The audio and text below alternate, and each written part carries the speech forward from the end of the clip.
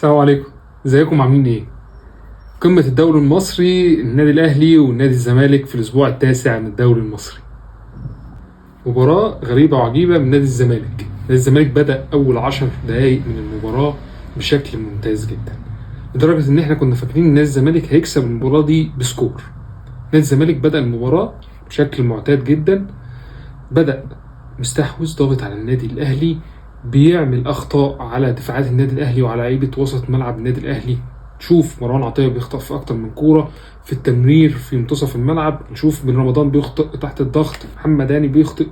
بنشوف مساحات للنادي الاهلي في المرتدات المعموله عليه، نشوف فرصه خوان الفينا دي واحده من المرتدات اللي شفناها فيها مساحات وشوارع، وفرصه لعدي الدباغ تباطؤ غريب جدا وتنفيذ غريب واستغلال فرصة انفراد وضاعتها. بعدها بنشوف الكور العالية خلف خطوط الضغط بتاعت النادي الأهلي اللي بيضغط بست وسبع لاعبين، خلفهم مساحات كبيرة جدا، وده اللي ظهر في كرة ناصر ماهر اللي برضه ضيعها بشكل غريب جدا جدا جدا. انت قدامك الضيقة مفتوحة، الواسعة موجودة، والباص متاح لاخوان الفينا او رأس الحربة عدي الدباغ، وبرضه ما عملش اي حاجة من دي. عامة ناصر ماهر كان بادئ أول 10 دقايق تقريبا هو محور الطاقة بتاعت النادي الزمالك في منتصف الملعب. أول ما هبط ابتدى مستوى النادي الزمالك يهبط معاه. ليه؟ لأنه هبط دفاعيا وهجوميا كمان. يمكن هنقول لغاية أول نص ساعة كانت لما بتجيله الكورة كان بيلاقي حلول وكان بيتحرك بشكل مميز جدا، لكن عامة نادي الزمالك بعد أول 10 دقايق أو نقدر نقول كمان بعد أول ربع ساعة ابتدى يتحول لفرقة تانية تماما. ابتدى يركن للدفاع، سايب استحواذ النادي الأهلي، ما بيضغطش على النادي الأهلي في منتصف ملعبه. انت لو بتتفرج على النادي الأهلي في ال7 8 مباريات السابقة نفس الأخطاء موجودة. انت طيب ما انت كنت بتضغط على النادي الأهلي وبالفعل عملت أخطاء وفرص على النادي الأهلي، ما كملتش ليه؟ يعني حتى الهدف اللي جه من ضربة جزاء هو نتيجة الضغط. إذا الضغط على النادي الأهلي بيعملوا مشاكل في بناء اللعب. أنت ليه مسهل المباراة على النادي الأهلي؟ ليه مديله فرصة إن هو يبني اللعب من نص ملعبه بسهولة جدا وأنت تبتدي تضغط في الربع الأخير من الملعب؟ ليه بتعمل كده؟ ليه بتسهل الأمور على النادي الأهلي؟ برغم كده ما كانش فيه فرص كبيرة قوي للنادي الأهلي، لكن بمرور الوقت لقينا النادي الأهلي بيتطور، ابتدى الضغط بتاعه يتحسن، ابتدت خطوطه تتقرب شيء في شيء. ده في الشوط الأولاني ابتدى يبقى فيه مثلثات الجبهة اليسرى ومثلثات في الجبهة اليمنى. تريزيجيه متحرك بشكل بارع في المباراة دي، عمل مجهود كبير جدا، بيحاول يعمل شغل مع كوكا وبن شرقي في الجبهة اليسرى مع ميول بن رمضان احيانا معاهم، كان بيعملوا ضغط كبير جدا على الجبهة اللي فيها اخوان الفينا. ده اللي خلى نادي الزمالك لما يجي يخرج بالكورة هو مش عارف يخرج. ليه؟ لانه انت مضغوط اصلا اوريدي في الجبهه دي باربع لاعبين اصلا كانوا بيضغطوا عليك هجوميا، فلما تيجي تخرج بالكوره انت معتمد على اخوان الفينا ان هو يخرجك، هو اوريدي مضغوط وفي محاصر وكوكا قريب منه. سيبك من حته الكلام انه تفوق كوكا او الكلام ده، لا، انت تقريبا نص الكور اللي كوكا او اكتر من نص الكور كوكا حصل عليها من اخوان الفينا كانت كور فاولات واخطاء عليه. دي حاجه، لكن ده ما يمنعش انه قام بدوره بشكل كويس جدا.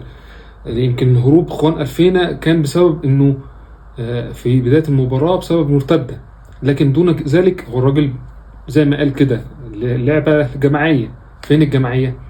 نادي الزمالك استمر على الوضع ده، يعني تحول غريب جدا، فريق منظم عنده هدوء جدا في بناء اللعب وصبر، وبنمرر في الخط الخلفي الاول وبعد كده نلعب على الاطراف وبعد كده نلعب منتصف الملعب اللي كان فيه تحركات في بدايه المباراه من كايد واخوان الفينا واخوان بزيره وعبد الله، وكان في شغل جماعي بيحصل وفي هدوء في بناء اللعب ومشاكل على النادي الاهلي.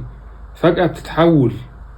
طبعا الروح اللي موجوده النادي الاهلي خاصه بعد الهدف اللي احرزه نادي الزمالك من ضربه الجزاء، ابتدى النادي الاهلي يبان عنده ان هو الرغبه اكتر، ابتدى ان هو يضغط وانت كمان مسهل المباراه دي. ده كان ملخص تقريبا الشوط الاولاني. الشوط الثاني استمر النادي الاهلي في الضغط على نادي الزمالك. النادي الاهلي بيضغط، نادي الزمالك بقى اللعيبه بتاعته مفيش اي تركيز، مفيش هدوء في بناء اللعب، بل ابتدى نادي الزمالك يطفش كور كتير، كور عاليه كور عاليه كور عالية بدون اي معنى، لدرجه ان محمد صبحي حتى كان بياخد الكوره بيلعبها بيورينا يعني صحته ان هو بيوديها من الجون للجون. احنا بنخسر الكوره بمنتهى السهوله والسذاجه. مفيش خطه على المرتدات. يعني يمكن نادي الزمالك قعد 10 دقائق في الشوط الثاني مخنوق مش عارف يخرج بالكوره الا في حتى الدقيقه 55 نادي الزمالك لعب مرتده سريعه، ويمكن ما استغلهاش، لكن كان في منها بوادر خطوره. بعد كده ابتدى نادي الزمالك يظهر تاني في الدقيقه 59 الكوره اللي كان ممكن يسجل منها نادي الزمالك الهدف الثاني. امتى وازاي؟ نادي الزمالك ابتدى يمرر بهدوء، خط الدفاع بتاعه لاول مره في الشوط الثاني بيهدى بيمرر الكوره، ونشوف عبد الله بيمين على كايد وبنتايج بتقدم، والكوره بتتلعب على الجبهه اليسرى. يمكن تاخر طبعا من ناصر ماهر اللي علامه استفهام كبيره. ناصر ماهر لو موجود مع لعيبه منتصف الملعب في الحته الدفاعيه، الفريق بيدافع، لو هو موجود فهو مأمن منتصف الملعب لنادي الزمالك، ومفيش خطوره كبيره من النادي الاهلي. بيتاخر فبيحصل ايه؟ دونجا بيتحول للاعب في العمق، بيحاول يسد العمق مع الكثافه الهجوميه للنادي الاهلي موجوده. انت بتلاقي محمد شريف بن رمضان وطاهر وساعات بن شرقي كمان، فطبعا دونجا بينسحب معاهم لجوه. عبد الله بيحاول يرحل عشان يقفل الطرف، سواء الطرف الايسر او الايمن اللي بيبقى فيه مثلثات ومربعات من النادي الاهلي. ليه؟ انت لو شفت في كره الهدف دي، الكره دي اتكررت بس ما كانتش موجوده بنفس الجوده في التمرير غير مع حسين الشحات. لكن النادي الاهلي كان بيعمل ايه؟ تلاقي بنتايج ادم كايد بيحاول ان هو يقابل محمد هاني. طيب وبنتايج المفروض ان هو بيحاول يامن على طاهر. عبد الله السعيد بيحاول ان هو يقابل بن رمضان. فمين اللي فاضي في النص؟ تريزيجيه. ليه؟ لان دونجا في العمق وتريزيجيه متساب في العمق لوحده، لان ناصر ماهر قايم بدور راس الحربه ملوش دعوه باي حاجه. طبعا ناصر منسي بيحلق حوش، واخوان بيزيرا طبعا على الطرف الثاني مش هيضم العمق، لان احنا بنحاول كنادي الزمالك بنعتمد عليه في المرتدات، فبالتالي العمق فاضي. الكره اتكررت تاني في وجود حسين الشحات. حسين الشحات بيمرر لمحمد شريف، طبعا تاخر من عبد المجيد في التحرك، وكان في مساحه كبيره ما بينه وما بين بنتايج، وكمان طاهر فاضي على الجبهه اليمنى. طيب حسين الشحات مرر الكوره، الجون ده خطا من عبد الله السعيد وخطا مشترك ما بينه هو وبنتايج. حسين الشحات مرر الكوره، انت وقفت ليه يا عبد الله؟ وقفت ليه بره ال 18؟ ما كملتش ليه مع حسين الشحات او بنتايج يكمل معاه؟ خطا طبعا. والمشكله ترجع اساسها هو ناصر ماهر. انت بعد تقريبا 20-25 دقيقه انت مش موجود في المباراه. اخطاء في التمرير بقى كبيره جدا. ابتدينا نشوف محمد اسماعيل اللي كان من افضل الممررين في نادي الزمالك بيعمل اخطاء، بنشوف عبد المجيد بيعمل اخطاء وبيتوتر، بنشوف طبعا ناصر ماهر حدث ولا حرج رجع للنادي الاهلي، يعني يمكن صفقه جديده في المباراه دي. يعني كمان عبد الله السعيد انت بتخرج دونجا. عبد الله السعيد انت عايزه يقوم بدور 6 ودور 8 ودور 10 ويبني اللعب ويتحرك على الاطراف ويصنع. انت استهلكت الراجل تماما. طبعا كمان الخطه الدفاعيه دي انت فرقتك تحت الضغط كلها بتبتدي تقع بدنيا. انت بتستعين بخطه دفاعيه، فين بدائلك الدفاعيه؟ ابسطها واولها ناصر منسي. انت مستعين بناصر منسي لعيب بوكس مش لعيب محطه، كورته قليله جدا. طب انت ما استعنتش بعمرو ناصر ليه؟ لعيب بيعرف يلعب كوره وبيعرف يمرر وبيعرف يبقى محطه، مش زي عدي الدباغ يمكن، لكن هو البديل المناسب مكان ناصر منسي. لكن انت بتلعب باتنين نص حربه، طب مين اللي هيلعب الناس دي؟ ناصر ماهر واقع منك. طيب نزلت معالي، ومعالي بطيء جدا، لعيب بطيء، مش ده موقفه او مش دي مناسبته. لكن حتى التغييرات بتاعتك متاخره جدا. انت جاي تفوق بعد ما يحرز فيك هدف والتاني. طب ما انت كان باين على الجبهه اليمنى ان النادي الاهلي عامل مشاكل كبيره جدا. يمكن الجبهه اليمنى اللي فيها طاهر ومحمد هاني كانت عامله مشاكل كبيره. كان في الشوط الاولاني بيحاول يعمل عرضيات من قبل ال 18، لكنها كانت محاولات، وكانت المثلثات فيها كانت بتحاول تسبب خطوره. ليه؟ لان ادم كايد بيخش منتصف الملعب. الموضوع اللي بنتكلم عليه بقى لنا 8 اسابيع، يخش مكان ناصر ماهر، فالطرف بيفضل لان بنتايج بيبقى لوحده، فالضغط عليه بيبقى كبير. الراجل استهلك وتعب، وده اللي ظهر في ضربه الجزاء. هو مش مركز، راح للكره متاخر، عايز يطلعها برجله الشمال وهو مش شايف. طبعا ذكاء من حسين الشحات، هو رامي نفسه على الكوره، بيخبط الكوره في جسمه بس عشان تبقى الكوره في استحواذه اكتر من ان هو عايز يروح يلعب بالكوره يعني. وده باين حتى في اللقطه وهو بيضحك. يعني لو حكام الفار حتى صحيين او حاجه كان ممكن يشكوا في رد فعله دي ان الكوره فيها تلاعب من اللاعب. لكن طبعا الخطا واضح على بنتايج. انت عايز تعمل بقى رد فعل، عمال تطفش في الكوره واستغنيت طبعا عن الديفندر بتاعك وبقى في مساحات كبيره. طب انت كنت فين من بدايه المباراه؟ انت فين كمدرب؟ انت مش قاري المباراه بشكل كافي، او انت ما اتفرجتش على النادي الاهلي اصلا، انت ما اتفرجتش على فرقتك وشفت العيوب اللي فيها. يعني مفيش تطور حصل، نفس الاخطاء، بالعكس انت حته المزايا بتاعتك انت خافتها. انت بتدافع، انت كنت بتدافع قدام الجونه ووادي دجله اللي هم اضعف فنيا من النادي الاهلي، وقدروا ان هم يرجعوا عليك. ما اتعلمتش من ده. طب الاهلي اللي عنده امكانيات اكبر بكتير من اي فرقه في تانية في الدوري برضه بتقوم بنفس الاخطاء. يعني حتى يعني الفرقه التانية كنت بتحاول انك تضغط شويه، يعني اكتر من كده، مش سايب الضغط لنص ملعبك. فطبعا المدير الفني تحمل جزء كبير جدا من الخساره، لكن كمان الروح. فين الروح؟ احنا كنا بنشوف مديرين فنيين بيخلقوا الدوافع. يمكن ده اللي حصل في النادي الاهلي. هو المدير الفني بتاع النادي الاهلي عماد النحاس اشتغل فني على قد ما يقدر. لسه في عيوب ولسه في اخطاء عند النادي الاهلي، ما نقدرش ان هو نقول احسن اي حاجه، لكن كان في روح باينه في الملعب. النادي الاهلي بيحاول ان هو يكسب، بيحاول يرجع في المباراه بالروح. لو نادي الزمالك كان بيواجهه بنفس الروح وبنفس الدوافع كان الشكل مختلف. انت المتصدر والاهلي هو اللي في المركز الثامن، يعني الضغوطات عليك اقل. انت بادئ الموسم ضغوطات اقل، ويمكن ده اللي ميزك، ويمكن ده اللي خلاك تبقى متصدر. ليه تزود الضغوط عليك؟ بالعكس انت كمان النتيجه كانت في صالحك ومتقدم. اذا اصدر الضغط بقى على النادي الاهلي، اصعب الامور عليه، لكن ما سهلهاش واقعد بقى دافع. وانا اصلا من بدايه الموسم مش طريقه الدفاعيه، وامكانيات الدفاعيه ما تسمحنيش. انا ما عنديش بديل لدونجا كديفندر. انا يمكن عندك مساك زي الونش او مصدق، لكن في منتصف الملعب انت عندك مشاكل. انت بتستعين بلعيب عنده 40 سنه 90 دقيقه لمده 9 ماتشات متتاليه.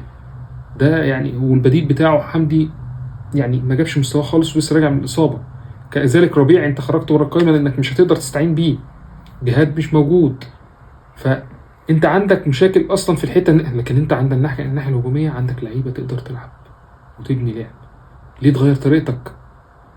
يعني حتى لو هتغيرها يبقى التغييرات تبقى محدوده على حسب المباراه، او انت قاري امكانيات المنافس.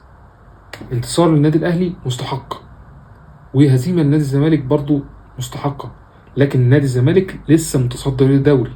النادي الاهلي لسه تحت ضغط ان هو يكسب عشان يبقى متقدم فرق نقطه، ولسه الدوري نفس طويل.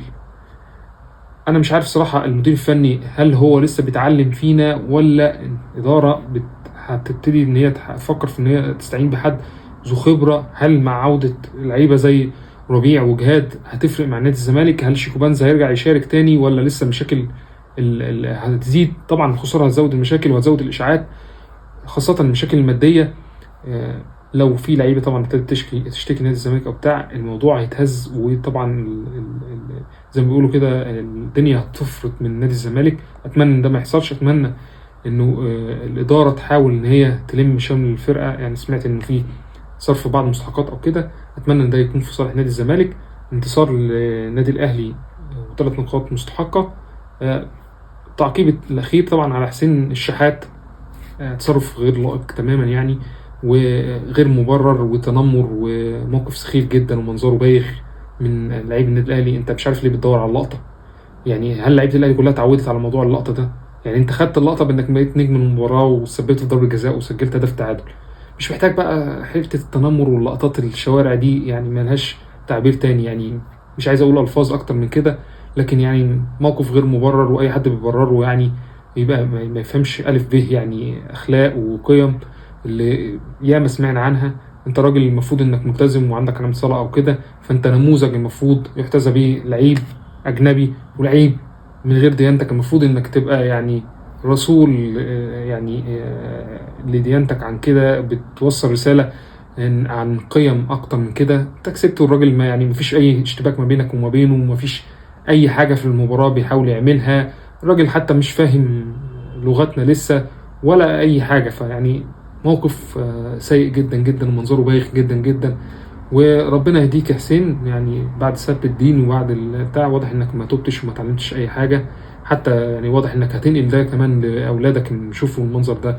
وطبعا تشجيع النادي الاهلي وجمهوره للمواقف زي دي، ومع عدم وجود عقوبات، شيء بايخ جدا وشيء يعني قبيح جدا، وطبعا تمييز كبير جدا. اتمنى ان نادي الزمالك ياخد موقف حتى لو شكوى. انا عارف ان هيكون مصيرها ايه في الاخر، بس على الاقل موقف يعني الناس تتكلم عنه، عشان الناس تشاور على المواقف اللي زي دي وتعلم عليها ان هي غلط. في النهايه 3 نقاط للنادي الاهلي، ولسه الدوري طويل. وبيس نيو.